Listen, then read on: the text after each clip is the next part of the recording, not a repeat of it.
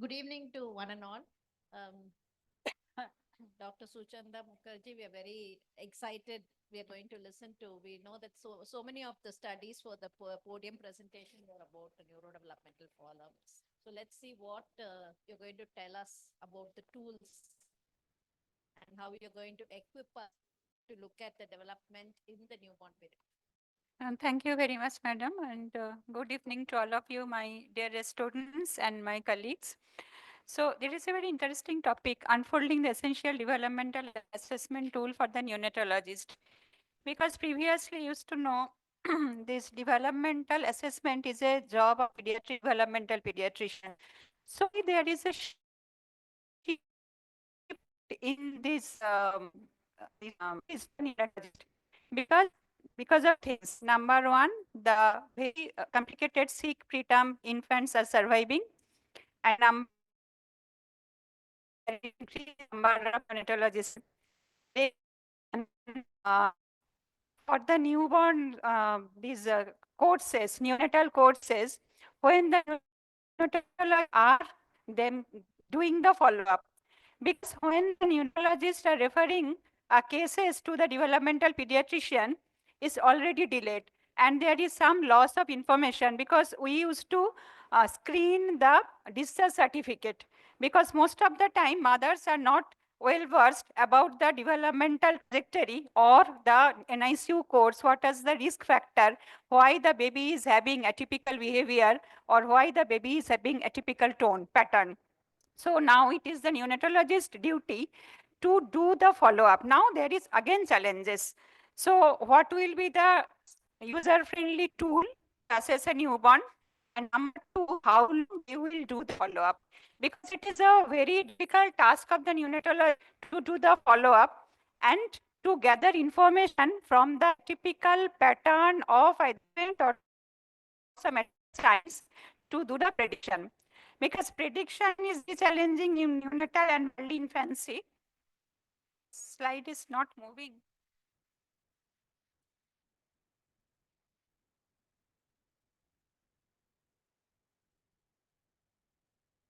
So how long they will do the follow-up? So what will be our objective to the spectrum of fetal neonatal? Unless we know what is we looking for, then it is very difficult to select tool for doing follow-up. Neuropathology definitely is important for the neonatologist. Clinic pathological correlation, long-term sequelae, scope of neurodevelopmental assessment of a special unit, and role of various assessment tools in management. So perinatology, actually it's not the neonatal neurology because lots of perinatal factors are coming to picture when the brain function of neuropathology is changing. So actually it starts from the perinatal period itself, and practically speaking it starts from the day of conception rather. So they are more doing the follow-up or the doing the these babies in NICU mainly preterm brain injury, perinatal stroke, brain malformation, metabolic encephalopathy, epileptic encephalopathy, and in term baby after delivery, it's HIE, intracranial hemorrhage, sometimes neonatal seizure, hypoglycemia, acute bilirubin encephalopathy. We are just listening the complications arising out of the acute bilirubin encephalopathy, and postnatal shock. This is again very important because in our study we have seen three factors which are actually responsible for adverse neurodevelopmental outcome, and shock is one of them. So fetal neonatal neurology, because there is developmental consequences due to brain injury, behavior, cognitive impairment, neuropsychiatric disorder in the long-term outcome, and the maternal health exposure is due to chronic condition stress. Now this is very important now because most of the time we are receiving cases from our own doctor colleagues. Their babies are having atypical social adjustment pattern. It's not only the autism, but the social recognition pattern is altered. And I have seen most of the cases, the maternal stress was higher. So one of my colleague had the first baby anencephaly, and the second time when I examined the baby at 6 weeks of age, baby was having atypical pattern of movement. It's a very tremulous movement, and hardly we could have this maternal and this eye contact with the mother. So this is very important and very important findings. All the neonatologists know how the baby behaves at 1 month or 6 weeks of age if we start doing follow-up with the neurobehavioral scales. So what is the job of neonatologist? Definitely, she or he has to follow them up the babies starting from the prenatal period, uh, doing the screening of these antenatal records and the developed birth notes and following the resuscitation details and definitely the NICU codes. So how there is evolution of predictive tools. So previously used to gather information on sensory motor, language, visual cognitive impairments, whether the baby is developing CP, cognitive delay, blindness, deafness, or learning disabilities. Deficits in attention executive function, this is very important.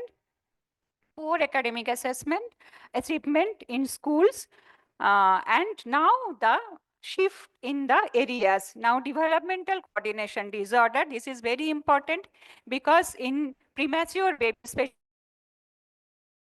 they may not be presenting with the spastic diplegia, but sometimes in adult babies are having problem with the developmental coordination. It's very difficult and very. And nowadays, this physical activity is less for the babies because sometimes in the mobile phones and with great difficulty, you could elicit this from hop skipping. In our childhood days, we are very fond of doing all these activities, but now the martial arts are getting more popularity than the walking, running, jumping. So it's very difficult to diagnose if the baby is confined to the indoor activities. Social recognition, social interaction and adjustment. This is emerging as a very, because the atypical behavioral pattern. So my students, what is the timeline of the cortical development? So we all layer of cerebral cortex, and there is a very important structure. We know it is a for that this subplate. So subplate is a transient structure. It presents the or 26 to 34 weeks, and it is the thickest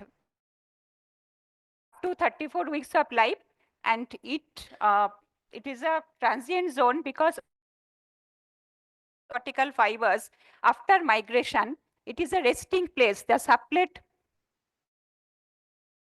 is a resting plate from the for the developing neurons, and after 30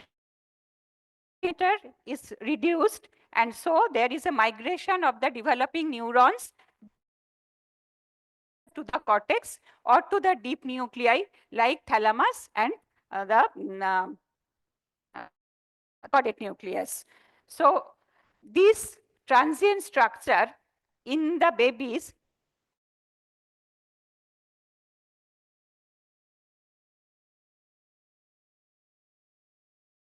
because cortical plate is developing. In some point of time, these subplate and cortical plate, both these synapses and neurons are present in brain.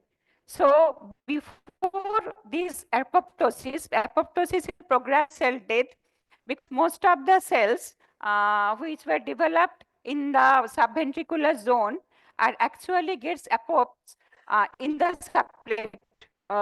subplate portion of the brain.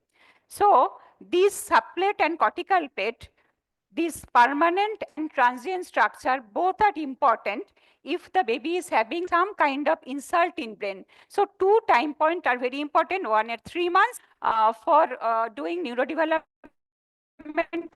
assessment for a preterm baby or any baby suffering from perinatal asphyxia, especially premature one. So 3 months, why it is important? The sensory motor cortex, this is developing around 3 months. So these sublet neurons are getting replaced by the cortical neurons in and around 3 months. That's why you will get changes in Hind, this Hammersmith Infant Neurological Scale, this anti-gravity movement, and better recognition of the auditory and visual stimulus in and around 3 months. Another important thing occurs at 3 months, that is the fidgety movement.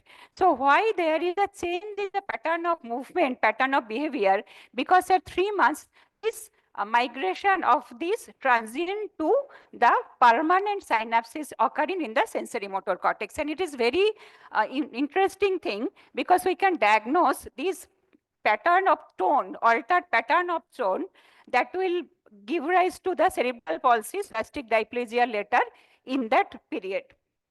Another time point is important, is around 12 months, because again, some changes from the transient and permanent structure, especially the emotional brains. So what are the emotional brains? Definitely it is amygdala. It's the temporoparietal cortex. It is the inferior parietal gyrus, fusiform nuclei, and the cerebellum. So these are very important. We are telling that this social recognition, social adjustment is atypical. Why?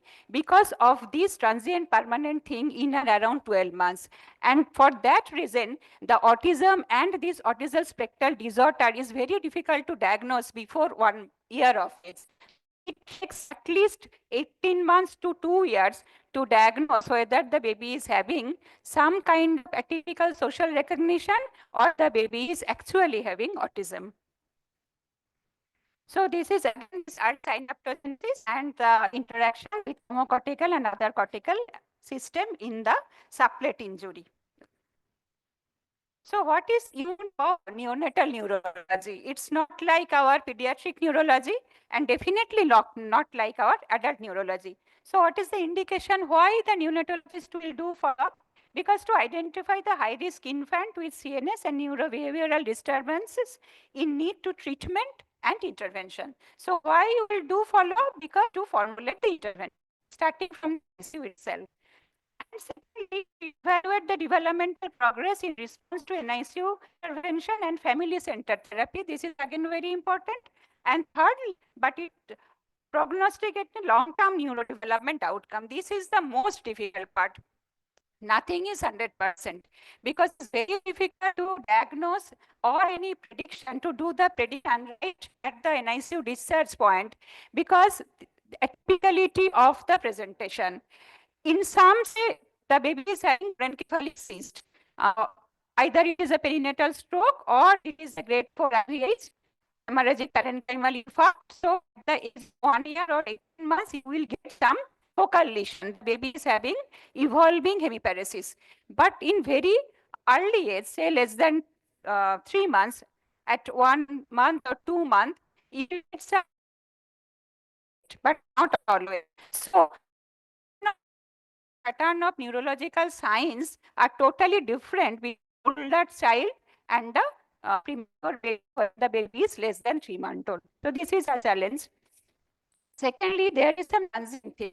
Sometimes FD baby or IUGR baby, if it is less than, we may anticipate the baby may have some altered pattern of tone, and that is transient. Unless you will do a longitudinal follow-up, it is difficult to say at a fixed time point that baby will have the neuromotor outcome. It's not easy unless you will do a prospective follow-up. So hyperinjury injury is the commonest thing, because in our tertiary care government setup, this is again a problem, along with the preterm baby's injury or encephalopathy or prematurity. We are also getting some complications of HIE. Again, you have to see the topography of the major injury and what is the presentation in the neonatal period, and what will be the best suited tool to identify the neonatal signs. Parasite, it's very common. So what we'll get in the parasagittal injury in hind, the baby with low tone in the shoulder girdle. unless you are doing a very good quality of neurological examination, we are using Hammersmith infant neurological examination very widely. So we have to look for the pattern of toll in the shoulder girdle. Otherwise, we may miss. We can say the baby is having normal score. Definitely, we always see the score, but beyond score, there is something. For that, we have to do actually touch the baby, and you have to observe the baby starting from the NICU and in follow-up. So only the score cannot tell the actual this topographical or the clinical manifestation that will change the outcome of the baby later. This is some picture. These predominant white matter injuries around 30 to 40 weeks, and then predominant neuronal injury. So this is the domain of, you can see that duration and the extent of injury is very important. And thalami is one of the important structure among the deep nuclei. You can say the 40 minutes, this neonatal loss score is the one axis and the duration of ischemia in one axis. So if the duration of ischemia is more, then nuclei will be affected more. And parasagittal cortical injury starts from the less duration of injury. The duration of injury more, definitely the extent of lesion is much more in parasagittal injury than the deep nuclear injury. So most of the cases we will get parasagittal injury, and if are not very good clinical examination at research, then you will maybe parasagittal injury count is not good. This imaging modality pick up parasagittal injury. For that, you have to do an MRI. But in case our LMIC country and very easy unit, now we are very having more this MRI attack, and sometimes sedation and all these issues are coming up. So we are screening the baby either by ultrasound or by neurological examination, whether the baby will actually need MRI or not. So again, this encephalopathy of prematurity is very important. This SPN injury, myagretic GABAergic neurons injury, pre-oligodendrocyte death, axonal injury, and thalamic injury. So this is like a cascade-like reaction, and all the neonatologists should know. So for encephaly of prematurity, most of the lesions you will get because of supplet injury, thalamic and axonal injury. Axonal injury will give rise to this thin white matter, and definitely the baby will end up with problem in the cognitive outcome. So functional correlated cognition, behavior, socialization, vision. Vision is very important because sometimes in white matter injury, the baby will present with strabismus or the squint, and the baby may have severe this cerebral visual impairment, or sometimes if the lesion is less, then the baby will have suboptimal lesion, but definitely the oculomotor, this movement part will not normal. So all the neonatologists who will be doing follow-up, so just look the eye movement of the eyes, whether the baby is having any abnormal eye movement, and very subtle bilirubin encephalopathy. If the globus pallidus is injured, then you will have abnormal eye movement again, and then you will get the upward gaze palsy. So I never miss the examining the movement. Very rare to do the whole this field of vision tracking and the move. So what are the one, definitely the neurobehavior assessment. So it is not only the behavior, but the neuronal integrity of a newborn. Hammersmith neonatal, HNNE, Hammersmith infant neonatal examination, and definitely the GM. So neurobehavioral assessment tool, the list is long. So only we are, sometimes the widely accepted tool is NNNS, but this is mainly for the research purpose, because it is very difficult in a busy NICU to have time more than 30 minutes to observe a baby. And I would just mention one name, that is APIF, the Assessment of Preterm Infant Behavior, because it is the this scale was formulated by Hedleys Els. You all know her name because of the synaptic theory and the developmentally supportive care. It is mainly meant for the preterm infants. But there is a shortcut method, not shortcut. if the neonatologist do not have time to do the elaborate neurobehavior scale, they can do this Hammersmith in neurological neonatal neurological examination or HNNE. There is some points, these 6 points on the neurobehavior aspect, this appearance of eyes, auditory, visual orientation, alertness, irritability, consolability, and cry. So if we can find the studies done earlier, so there they emphasized on the number of deviation from the optimal score. So if the number of deviation of a domain is more than 6, then the outcome will be suboptimal. If the number of deviation from the normal or the norm-based this outcome, this number of deviation or if it is much more deviation, then the baby may have quadriplegia. But nowadays, from this HNNE, it is a score based definitely, and one advantage is that it doesn't require training. But definitely, you have to devote some time in NICU or post discharge to look for the baby's neurobehavior. Otherwise, you may miss the auditory and this visual orientation. And the recent studies are this, we can find some studies, there is a direct correlation of the behavior and this long-term cognitive outcome with this auditory and this visual behavior of a newborn. So this is actually we are testing before discharge. The baby was admitted with the weight loss and the sodium level was 160. It is a term baby. So this is the auditory and visual orientation of a baby. You can do this test before discharge just to know whether the baby's neurobehavior is optimal or not. If the baby is too tremulous, if the baby is not having the very good state regulation, or the baby is having abnormal eye movement and rare difficulty, you can establish this eye contact with a target, then you can know that we may have some problem in the long-term follow-up. So now there is some published studies on HNNE and long-term outcome. So optimal visual alertness and this auditory behavior or auditory orientation, there is a correlation with neurodevelopment and neuroecological outcome and 2 years and 6.5 years. So not only the neuro developmental outcome at 2 years, you have to outcome, otherwise issues, this psychiatric disorder, you cannot diagnose unless the baby is going to, or it does post-school follow-up. So again, there is the span of to tell to school age you have to do the follow-up, but when psychiatric issues are emerging, follow-up should be till the adult age group or past the adolescence age group. So again, there is a correlation of the attention from birth to 5 months of age with autism spectral disorder. So there is a recent study done in 2020 or 22, yes.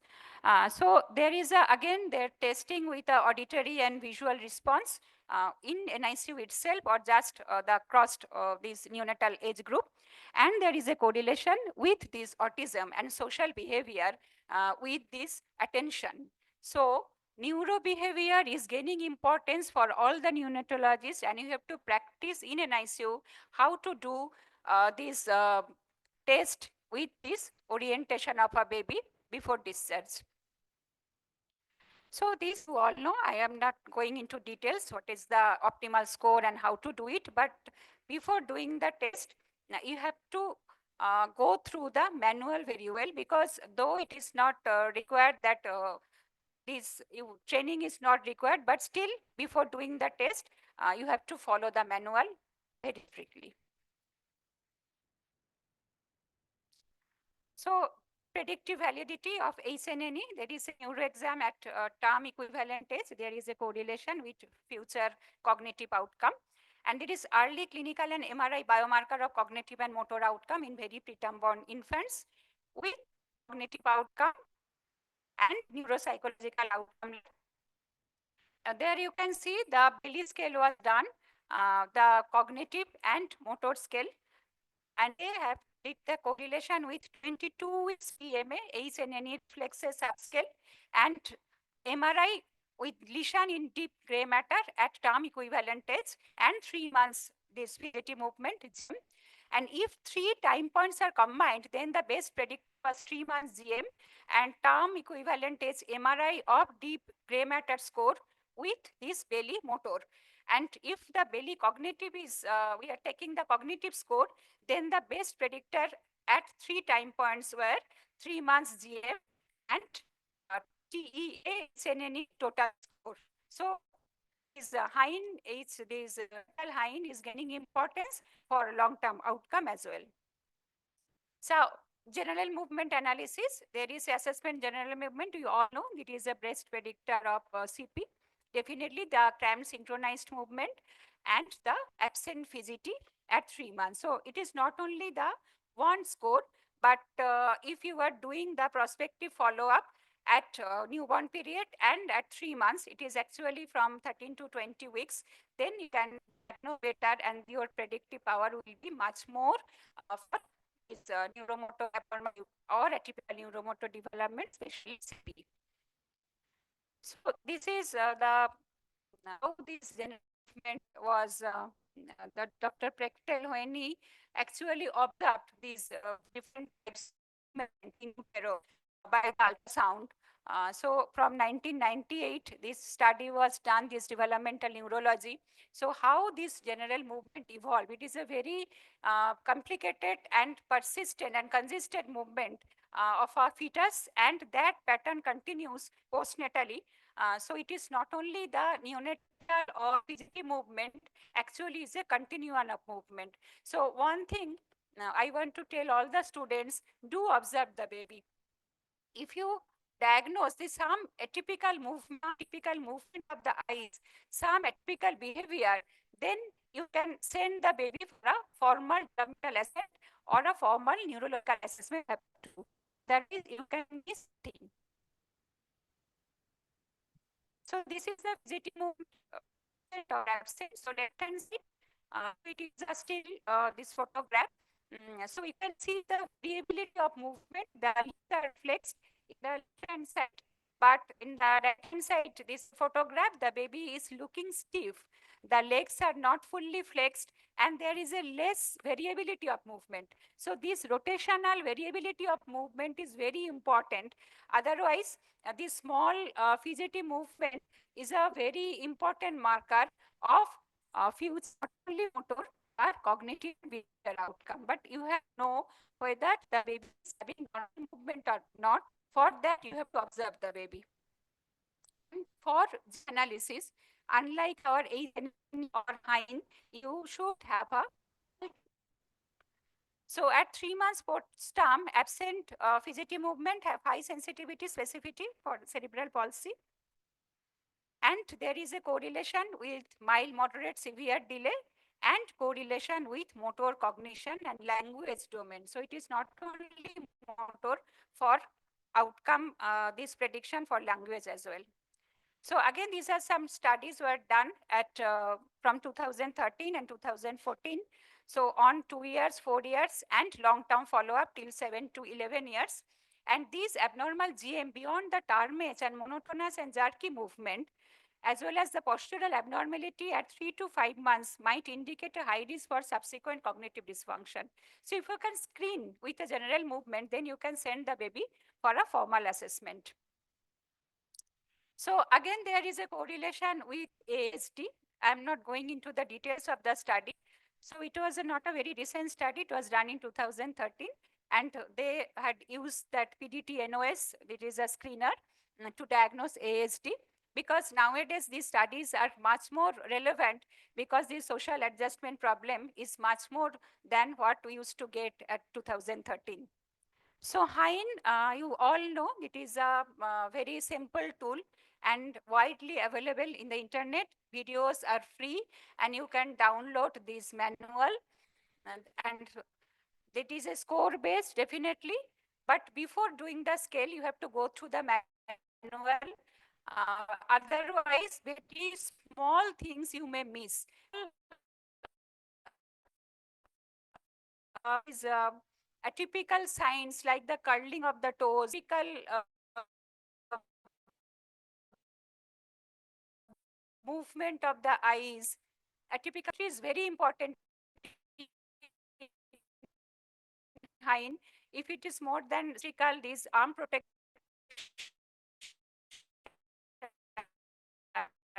then it is a predictor of future. Go through the very subtle signs in hind. So this is a Novak study in 2017, the best predictor of CP. This is the 3 months fidgety movement and this turn MRI and the hind. So if you can use three, at least the hind and the 3 months fidgety movement, then most of the cases of CP will not be missed. So this is this score sheet of this hind, and there is some cutoff score. You all know this for prediction. And this side you have this cutoff score is normal and cutoff score high probability of CP, 3 months, 6 months, 9, 12, and 18 months. And there is some range also. So the green portion is definitely good because it is high. Green line is the optimal cutoff line. And this dotted portion below the green portion, it is the caution, and the blue portion below the dotted line, it's the predictor motor outcome or cerebral palsy. So again, other than this motor outcome, important is cognition and the behavior with hind correlation. So in the scatter diagram, you can see this MDI score in cognition. There is a correlation with 3 months, 6 months, 9 months, and 12 month score. And most of the score is higher with this movement. So movement is very important when we are doing this ROC curve, this movement and reflexes. Reflex is important for neonatal age group, and movement is very important both in the neonatal age group, neonatal hind, as well as in the Hammersmith infant neurological examination, where you can very good predictor for future outcome. So again, you can see for term and the preterm as well, these movement score are always higher for predicting future outcome. So these are the books, the reference book you can use for this hind examination. Training is not required, but for NNNS, this NICU network neurobehavior scale, and for the general movement analysis, you have to do a formal because these are all standardized scale, you have to do the formal training. And most of the cases, the online training is available, and GM training are very frequently available in India now. So what is the summary then? Early detection of developmental disorder is challenging because of the atypicality of the presentation and very subtle presentation, and sometimes the transientness of the clinical signs. The developmental milestones are helpful, but they have sometimes the limited predictive value, like our ASQ scores, because it is the parent-rated questionnaire. You are not observing the baby, you are not examining the baby's tone and movement. So when you are selecting a tool, either for your study or for prediction long-term outcome, always see the baby, how the baby behaves and how the baby's movement. So these, otherwise there will be difficulty in prediction of the long-term outcome exactly. And early detection of CP with or without intellectual disability is best with GMA, hind, and MRI, especially from 2 to 4 months onwards. And early detection of developmental disorder improves substantially when the transient structure of the brain, like subplate, is getting replaced by the cortical plate. So 2 time periods or time points are important. One is at around 3 months for this neuromotor outcome abnormality, and for year time point is very important. So we have to do follow up till one adjustment or emotional problem. The minimum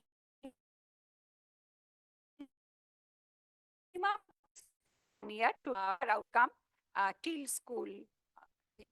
So thank you very much, madam. Thank you all, because at the end of the day, it's very difficult to have the patients. Thank you very much. Thank you, Dr. Suchanta. You've taken us through the entire neonatal neurology and made it very interesting. And I hope our postgraduates have got it into their